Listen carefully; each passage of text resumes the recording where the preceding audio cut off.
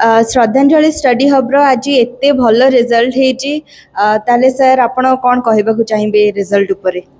आज तो बहुत खुशी लगुच प्राय 15 ରୁ 20 ऊपर पिला 90% पे रखिछंती अंकिता बोली गोटे झीटी से 97.5% रखी प्लस 2 कला हुए तो सी ओडार टपर होता है सन्देश आम जानीजु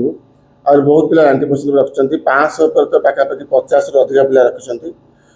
पिला आशानुरूप फल कर मत बहुत खुशी लगुच हिस्ट्री भाई सब्जेक्ट पिला 100 ରୁ 100 भी रखिंट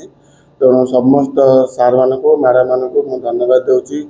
पिला शुभेच्छा जनाऊँ।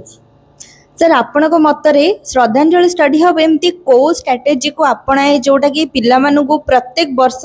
एते सहाय्य करे एते भलो मार्क सिक्योर करिबे मते आमे पिला को परीक्षार बहुत पूर्व कोर्स सारू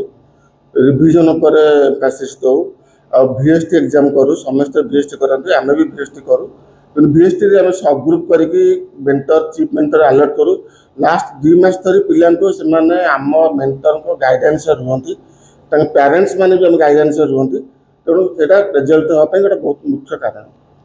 सर लास्टली लोकेशन टा टिके जणाई देबे श्रद्धांजलि स्टडी हब कॉलेज स्क्वायर रे कटक सुस्टल पाखरे दीर्घ 29 वर्षर अनुष्ठान आउठी बहुत युव सार सीनियर सार माने भी अछंती डिसिप्लिन हमर मेन फोकस करा जाए तेणु ए सब कारण करा पिला भल कर